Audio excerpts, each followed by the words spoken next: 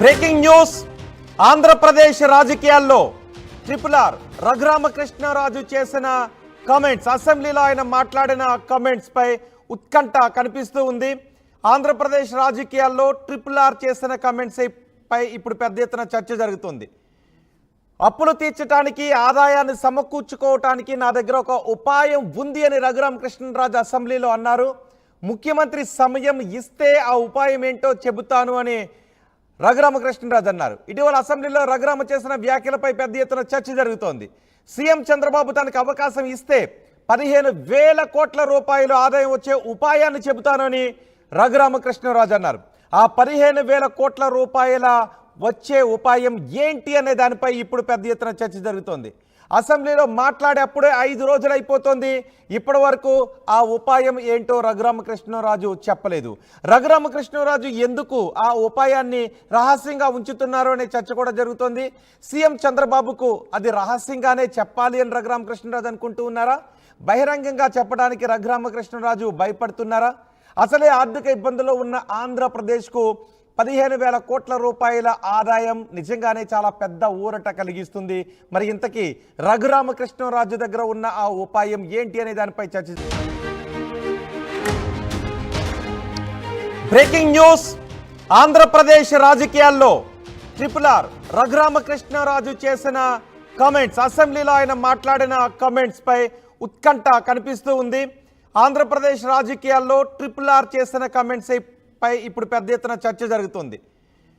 అప్పులు తీర్చడానికి, ఆదాయాన్ని సమకూర్చుకోవటానికి నా దగ్గర ఒక ఉపాయం ఉంది అని రఘురామకృష్ణరాజు అసెంబ్లీలో అన్నారు. ముఖ్యమంత్రి సమయం ఇస్తే ఆ ఉపాయం ఏంటో చెబుతాను అని రఘురామకృష్ణరాజు అన్నారు. ఇటీవల అసెంబ్లీలో రఘురామ చేసిన వ్యాఖ్యలపై పెద్ద ఎత్తున చర్చ జరుగుతోంది. సీఎం చంద్రబాబు తనకు అవకాశం ఇస్తే 15,000 కోట్ల రూపాయలు ఆదాయం వచ్చే ఉపాయాన్ని చెబుతానని రఘురామకృష్ణరాజు అన్నారు. ఆ 15,000 కోట్ల రూపాయల వచ్చే ఉపాయం ఏంటి అనే దానిపై ఇప్పుడు పెద్ద ఎత్తున చర్చ జరుగుతోంది. అసెంబ్లీలో మాట్లాడేప్పుడే 5 రోజులు అయిపోతుంది. ఇప్పటి వరకు ఆ ఉపాయం ఏంటో రఘురామకృష్ణరాజు చెప్పలేదు. రఘురామకృష్ణరాజు ఎందుకు ఆ ఉపాయాన్ని రహస్యంగా ఉంచుతున్నారు అనే చర్చ కూడా జరుగుతోంది. సీఎం చంద్రబాబుకు అది రహస్యంగానే చెప్పాలి అని రఘురామకృష్ణరాజు అనుకుంటూ ఉన్నారా? బహిరంగంగా చెప్పడానికి రఘురామకృష్ణరాజు భయపడుతున్నారా? అసలే ఆర్థిక ఇబ్బందుల్లో ఉన్న ఆంధ్రప్రదేశ్కు 15,000 కోట్ల రూపాయల ఆదాయం నిజంగానే చాలా పెద్ద ఊరట కలిగిస్తుంది. మరి ఇంతకీ రఘురామకృష్ణరాజు దగ్గర ఉన్న ఆ ఉపాయం ఏంటి అనే దానిపై చర్చ జరుగుతోంది. చంద్రబాబు సమయం ఇస్తే, ముఖ్యమంత్రి సమయం ఇస్తే ఆ ఉపాయం ఏంటో చెబుతాను అని రఘురామకృష్ణరాజు అన్నారు. కానీ 5 రోజులైనప్పటికీ ఇంతవరకు దానిపై ఎటువంటి చర్చ జరగలేదు, ఎటువంటి మాట లేదు. దీనిపై రఘురామకృష్ణరాజు దగ్గర ఉన్న ఉపాయం ఏంటి, రఘురామకృష్ణరాజు దగ్గర ఉన్న ఆ 15,000 కోట్ల రూపాయల ఉపాయం ఏంటి అనే దానిపైనే పెద్ద ఎత్తున చర్చ జరుగుతోంది. ఒక్కసారి అసెంబ్లీలో రఘురామకృష్ణరాజు ఏం మాట్లాడారో చూద్దాం. అప్పులు ఏదైతే చూపెట్టారో 9,73,000 వరకు, 73,000 కోట్ల వరకు, నేను గతంలో ఈ అప్పుల మీద సిఏజీ ముర్ము గారిని, గిరీష్ ముర్ము గారిని కూడా 2 సార్లు కలిశాను. కేంద్ర ప్రభుత్వాన్ని కూడా ఈ అప్పులన్నీ సవివరంగా హెడ్ బై హెడ్ నాకు వచ్చిన ఇన్ఫర్మేషన్ని head by head cross verify చేసుకుంటే సుమారు 11 లక్షల కోట్ల రూపాయలు వచ్చింది. మరి ఇప్పుడు అది 9,73,000 అంటే డెఫినెట్గా గవర్నమెంట్ ముఖ్యమంత్రి గారు చెప్పినట్టు తవ్వి కొద్దీ ఇంకా వస్తున్నాయన్నారు. ఇంకా కనీసం 1,25,000 కోట్ల వరకు మీరు తప్పకుండా తవ్వవలసిన అవసరం ఉందని నేను పెద్దలకు తెలియజేస్తున్నా. ఎటువంటి అనుమానం లేదు. కాంట్రాక్టర్ల బాకీలు ఇవన్నీ 1,25,000 వరకు చూపెట్టారు. 1,13,000 కోట్లు, సుమారు 1,75,000 కోట్ల వరకు ఖచ్చితంగా ఉంది. ఈ రాకపోవడానికి కారణం ఏంటంటే గత ప్రభుత్వంలో ఏ అధికారులు అయితే ఉన్నారో ఆ అధికారులను ఇంకా కంటిన్యూ చేసి వాళ్ళనే ఇన్ఫర్మేషన్ ఇవ్వమంటే వాళ్ళు మొహమాటంగా కొంచెం ఇంకొంచెం ఉండడం చూడంటే ఇంకొంచెం అలా ఇవ్వడం జరుగుతుంది. ఎంతోమంది ఫైనాన్స్లో ఉన్న అధికారులు ఉన్నారు, అదే డిపార్ట్మెంట్లో ఉంటారు, వాళ్ళని పక్కకు పంపించేశారు. వాళ్ళని పిలిపించే ఇన్ఫర్మేషన్ తెచ్చుకుంటే ముఖ్యమంత్రి గారికి 3-4 రోజుల్లో అంత ఇన్ఫర్మేషన్ వస్తుంది. అలాగే ఇన్నోవేటివ్ సజెషన్స్ ఏమన్నా ఉంటే ఈ రోడ్ల గురించి చూచాయిగా చెప్పారు. ఇంకా కొన్ని సలహాలు మరి నాకు కూడా ముఖ్యమంత్రి గారు సమయం ఇస్తే 15,000 కోట్ల ఆదాయం మన రాష్ట్రానికి వచ్చే ఉపాయం ఉంది. ఆయన సమయం ఇస్తే ఆయనకు అది కూడా చెప్తాను అధ్యక్ష. రఘురామకృష్ణరాజు మాట్లాడిన మాటల్ని విన్నారుగా. అసెంబ్లీలో ఉండి ఎమ్మెల్యే రఘురామకృష్ణరాజు ముఖ్యమంత్రి గారు సమయం ఇస్తే 15,000 కోట్ల రూపాయలు వచ్చే ఆదాయం వచ్చే ఉపాయం ఒకటి ఉంది అని అన్నారు. ఇంతవరకు 5 రోజులైంది ఆ మాటలు మాట్లాడి, కానీ ఇంతవరకు దానిపైన మళ్ళీ ఎటువంటి వ్యాఖ్యలు చేయలేదు రఘురామకృష్ణరాజు. మరి రఘురామకృష్ణరాజు దగ్గర ఉన్న ఉపాయం ఏంటి? రఘురామకృష్ణరాజు ఈ విషయాన్ని ముఖ్యమంత్రికే సీక్రెట్గా చెప్పాలని అనుకుంటూ ఉన్నారా? ఇదే విషయంపై పెద్ద ఎత్తున చర్చ జరుగుతుంది. మా ప్రతినిధి కృష్ణమోహన్ మనకు అందుబాటులో ఉన్నారు పూర్తి సమాచారం అందించడానికి. కృష్ణమోహన్, ఏంటి రఘురామకృష్ణరాజు దగ్గర ఉన్న ఉపాయం ఏంటి? ఇంతవరకు ఆయన ఎందుకు చెప్పలేదు? సీక్రెట్గానే చెప్పాలనుకుంటున్నారా? ఎప్పుడు చెప్పబోతున్నారు? దీని గురించి ఏమైనా క్లారిటీ వస్తుందా?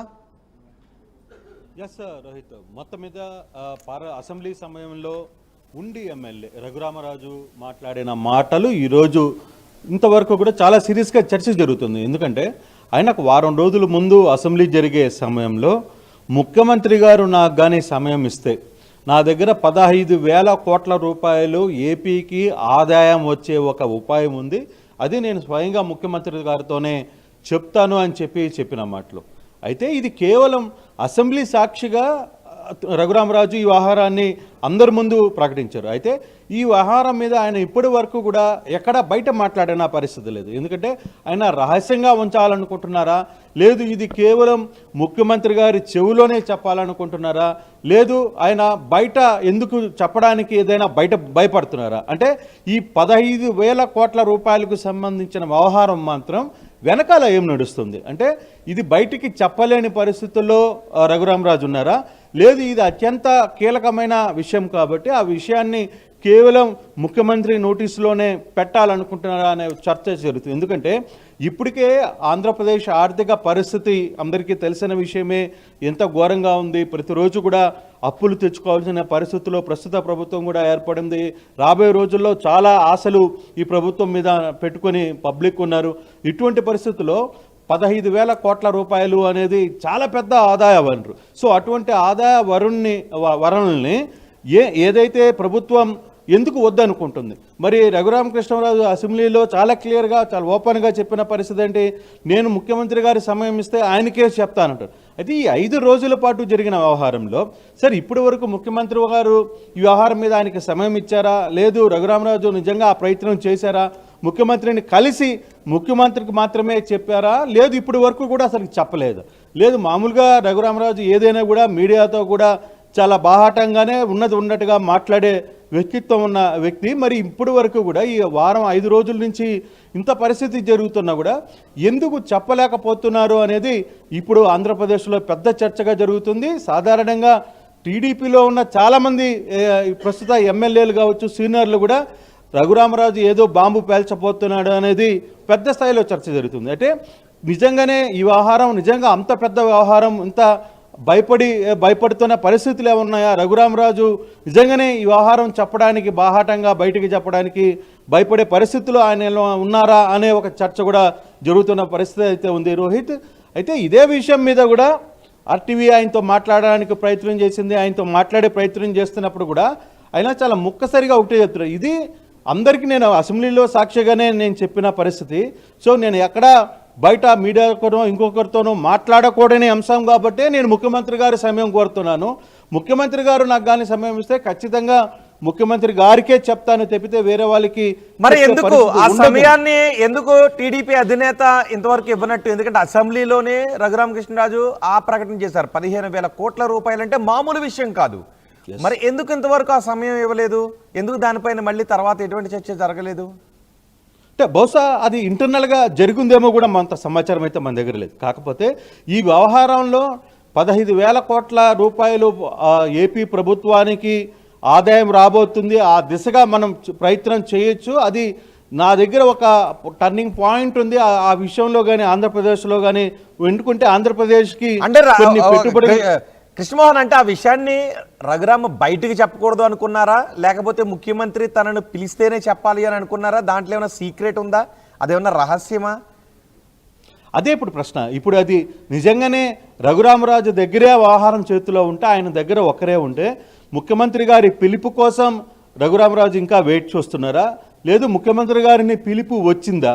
రఘురామరాజుతో మాట్లాడుతున్నప్పుడు మాత్రం ఇది బయట అందరితో మాట్లాడే వ్యవహారం అయితే కాదు. కొన్ని ప్రభుత్వానికి సంబంధించిన అంశాలు చాలా సీక్రెట్గా ఉంటాయి, కొన్ని జాగ్రత్తగా వ్యవహరించాల్సిన బాధ్యత కూడా మా మీద ఉంది.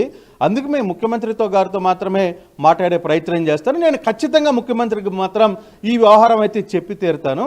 తర్వాత డెసిషన్ వాళ్ళది, ఆయన ఏం డెసిషన్ తీసుకుంటారు, లేదు నేను చెప్పిన సలహా నిజమా, లేదు దాని వెనకాల ఏమైనా కుట్రలు ఉన్నాయా, లేకపోతే ఏమైనా జరిగాయా అనే అంశాన్ని అన్నీ కూడా వాళ్ళు తెలుసుకుంటారు తప్పితే నా దగ్గర ఉన్న సమాచారాన్ని మాత్రం నేను డెఫినెట్గా ముఖ్యమంత్రి గారికి చెప్పే ప్రయత్నం అయితే చేస్తాను. డెఫినెట్గా ప్రయత్నం అయితే జరుగుతుంది. అయితే ఇదే ప్రశ్నని మీరు ఏమైనా భయపడుతున్నారన్న అంశాన్ని కూడా అనేది, రఘురామరాజు అనే వ్యక్తి ఎవరికి భయపడే పరిస్థితి ఉండదు.